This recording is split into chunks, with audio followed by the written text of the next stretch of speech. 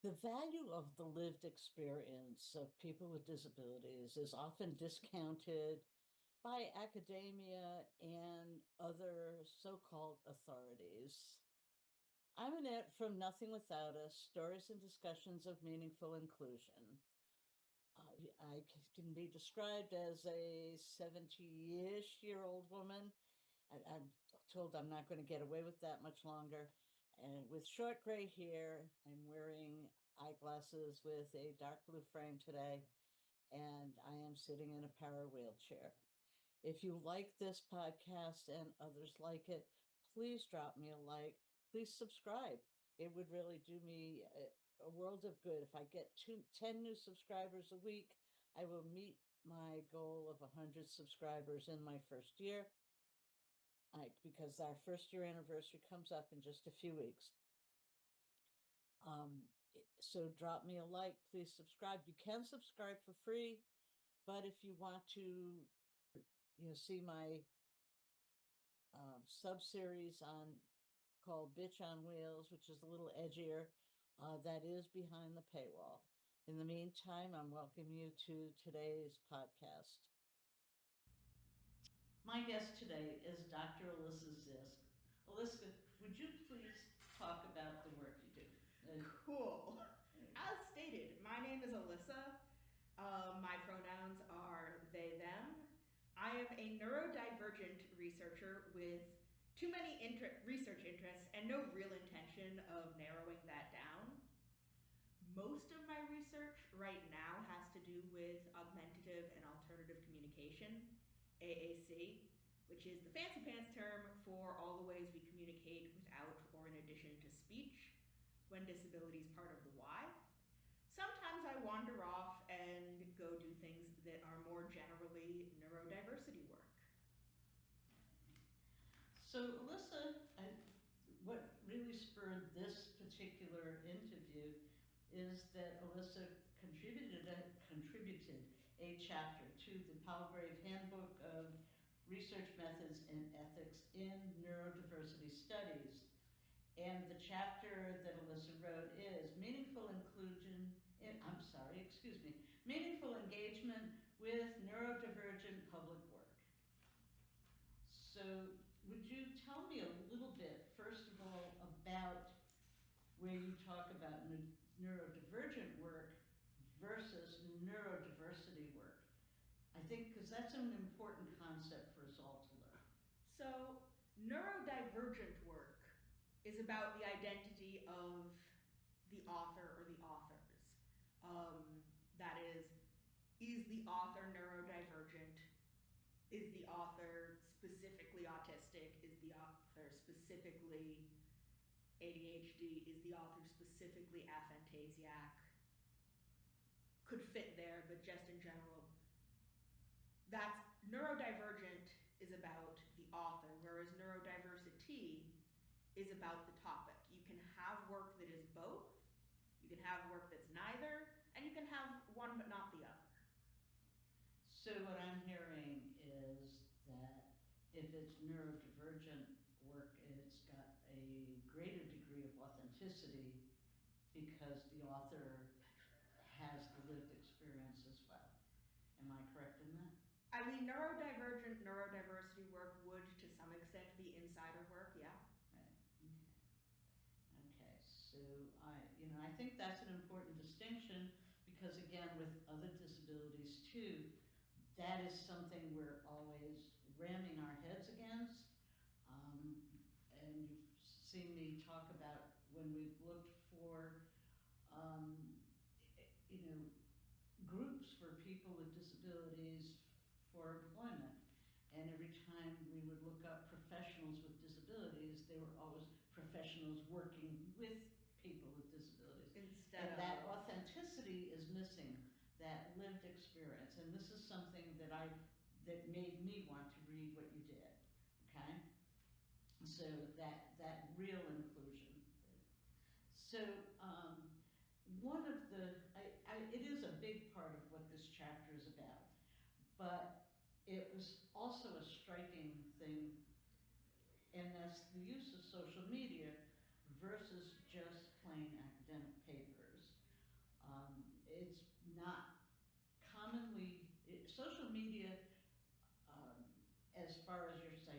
questions go in research papers is, or even educational papers, anywhere in academia, is It's not part. tricky.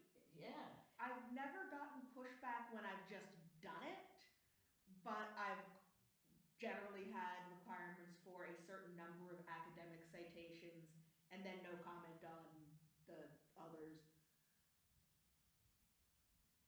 Whereas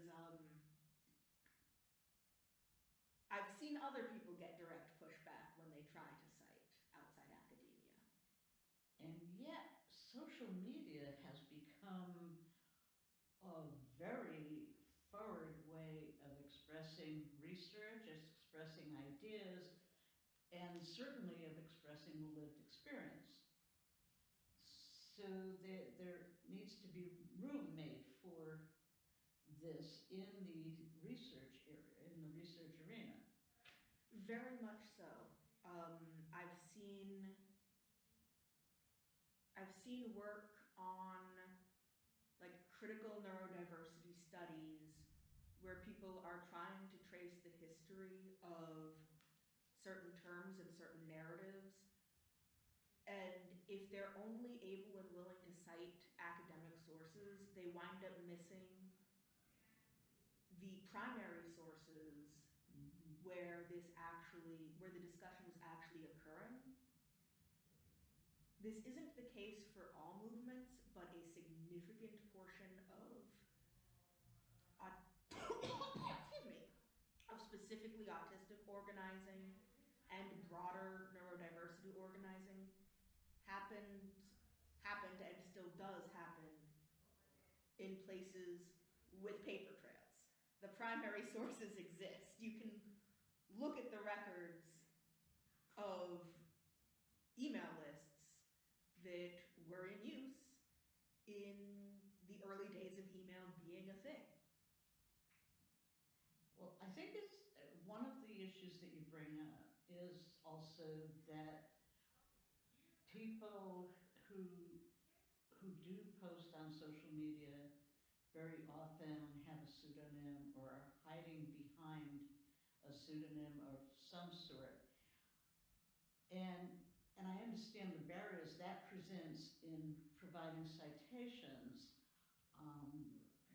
but I also have very recently posted a podcast about how self-identifying can be empowering because, while being neurodiverse or having another disability is not necessarily an accomplishment. I was born this way. Well, and I sort of had a minor accident. That it's not an accomplishment, but we should be able to have pride in who we are, and we should not have to hide behind pseudonyms or hide our identity. Now, with somebody who is neurodiverse, very often you come into a room and nobody knows about a disability, where I roll in and, oh yeah, well, look at that. It is immediately obvious. Right. There are findings that neurotypicals can tell on the order of seconds that there is something up when they encounter an autistic person, but they're almost never going to know what it is or that it's a disability. Right. And I'm thinking myself of the people that I know personally who are neurodiverse. Neurodivergent. Not neurodivergent. Yeah, Thank one you. person can't be diverse. No, you're right, exactly, and you're the expert in that language for sure. Yeah. But so the people that I know that are neurodivergent are diverse. Oh yes. Not one of them has the same portrayal as the next one. They do not appear, they do not act, their mannerisms are very different. And because frankly, people are individuals, but that's a secret nobody wants to admit. Like there's complicated things around that in that obviously autistic people are not a monolith. Obviously neurodivergent people as a whole are even more not a monolith, but also the saying, if you've met one person with autism, you've met one person with autism. One, preferences are by and large for identity first language for autistic people. But two, okay, and if I've met a few hundred autistic people and read a bunch of research and have been living in an autistic body mind my entire life, that is tautologically more than having met one. That's for sure. And that's where the authenticity comes in, where there is that lived experience, and because of the work you do, you would obviously encounter more people, a much more diverse population, than even I would. And I know a number of people with neurodiverse symptoms, or not symptoms. I don't want to. Neurodivergent people. Neurodiverse people. Let's use it. Neurodivergent people is good. Right. Okay. Well, the person who coined the term, neurodivergent, who I play Dungeons and Dragons with sometimes. She's cool people. Right. Was very much coming from a inclusive hat there of Right. neurologically different, divergent from typical, whether or not there's a particular label attached to it, and also from a background of autistic advocacy with the tendency towards identity first language of neurodivergent people. Okay. Well, that helps. That helps a lot. Okay. So again, finding people on social media. Oh yeah. And we have to, all of us have to say, social media is an important part of our lives. We have to learn to be discriminating. We need to learn how to find what is real, what is authentic, what is verifiable. But it is here, and it's not going to go away. So we need to find ways to include it as part of the conversation, as part of research, as part of academia.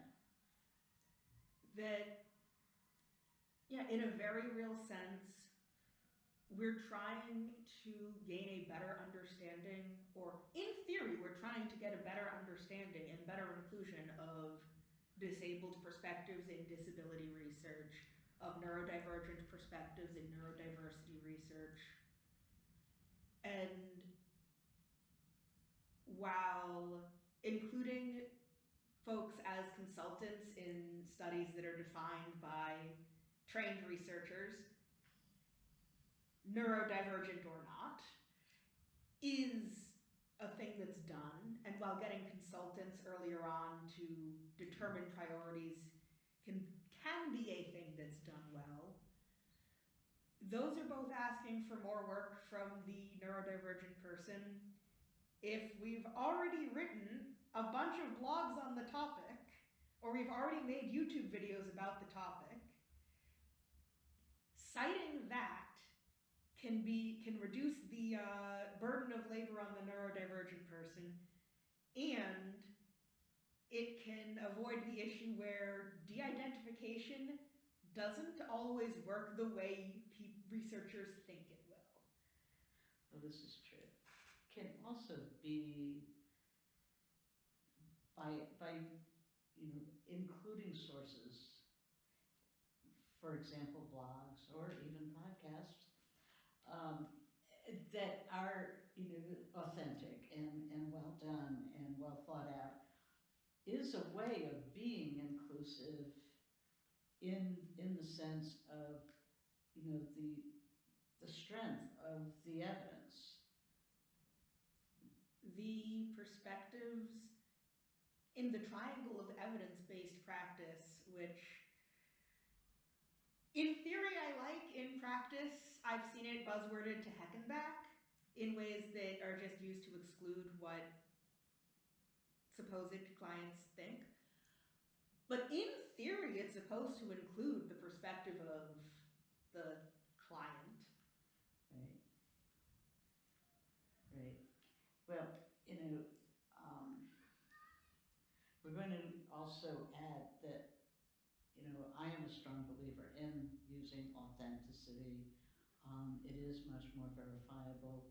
And there are federal mandates, although I don't know if they got knocked out this past weekend, but there are federal mandates that require the inclusion of people with disabilities in research about disability, not just as a free consultant or a member of a focus group, but in positions of primary investigators and collaborators.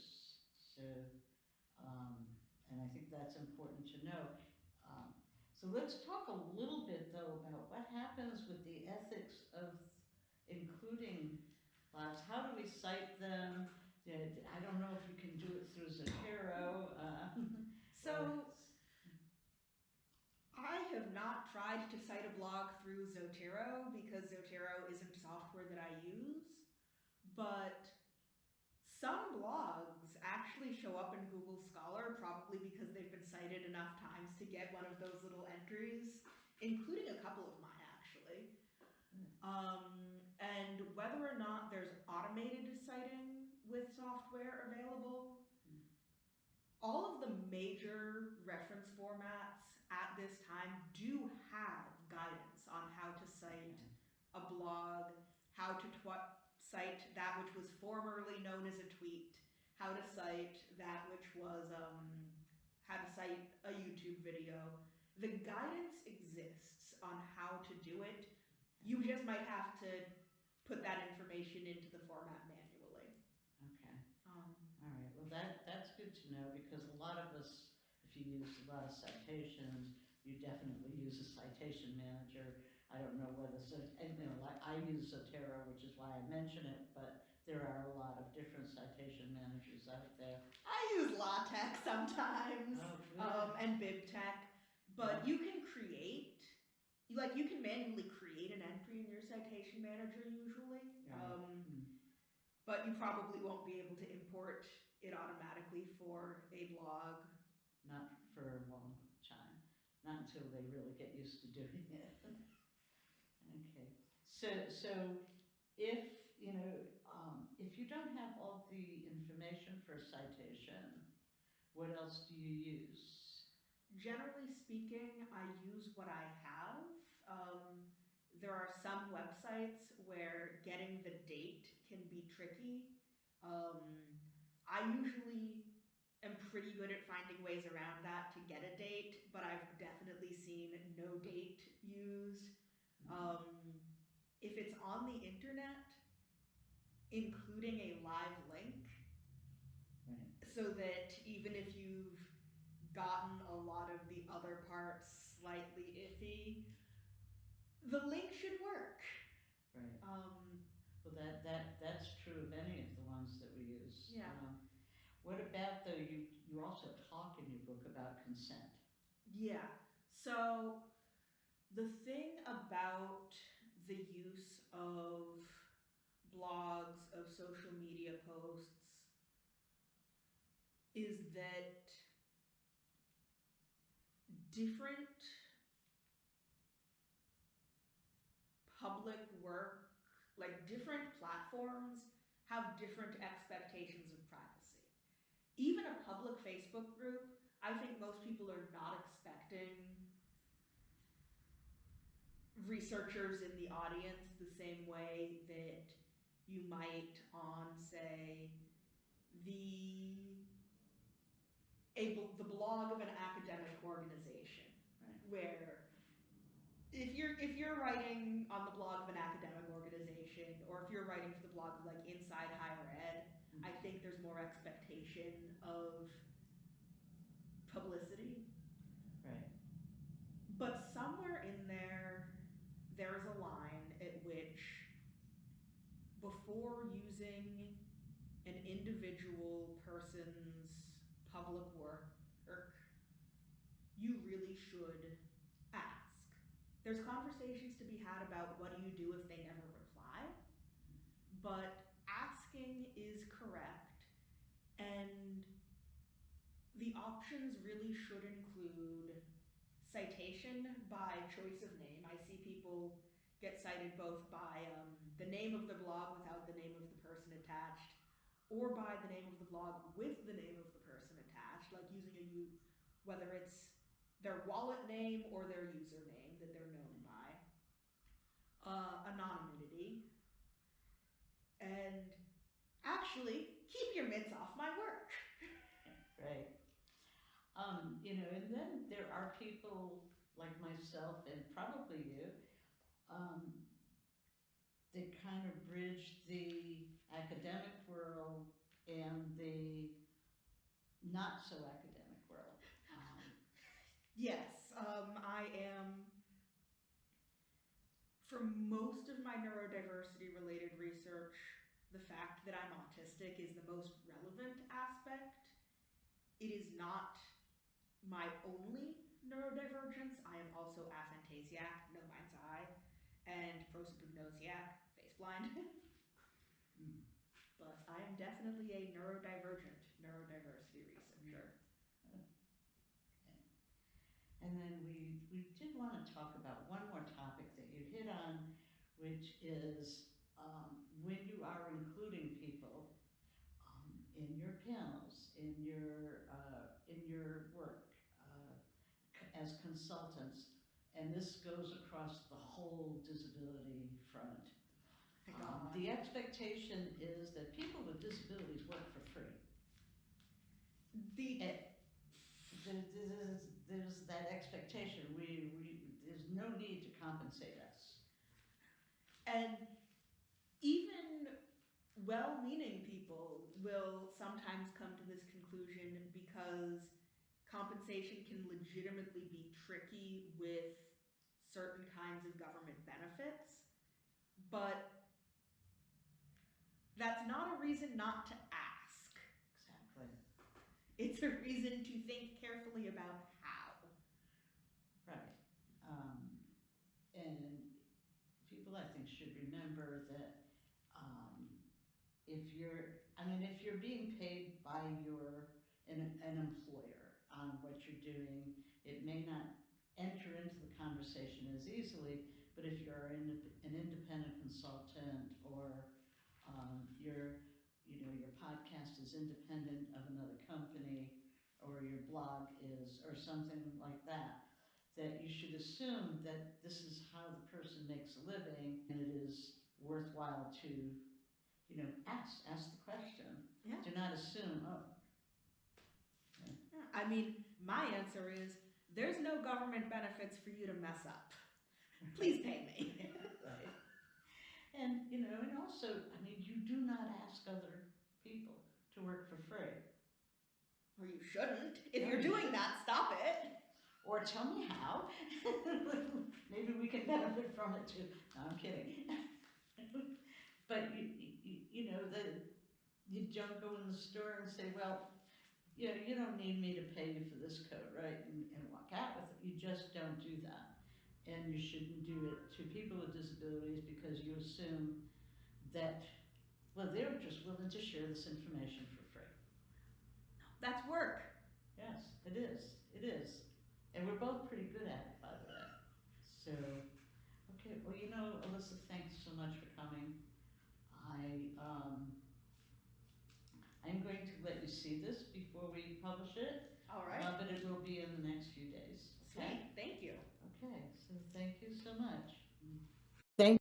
Thanks so much for listening. I'm Annette Bourbonniere from Nothing Without Us, Stories and Discussions of Meaningful Inclusion.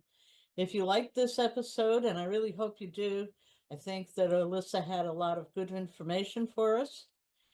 If you liked it, please drop me a like. Please subscribe if you haven't already, and tell your friends. I am coming up on the 1-year anniversary of this podcast, and I would really like to reach 100 members if we can. So again, tell your friends, subscribe. There is a free subscription, although behind the paywall, you might find something like Bitch on Wheels, my sub-series, which is a little edgier, a little sarcastic, sometimes angry, sometimes funny, but always, it's always there for people on the ally or activist tiers. So you can find me always on patreon.com, also on YouTube, Spotify, and all your favorite audio platforms. And so till the next Nothing Without Us, I'm Annette.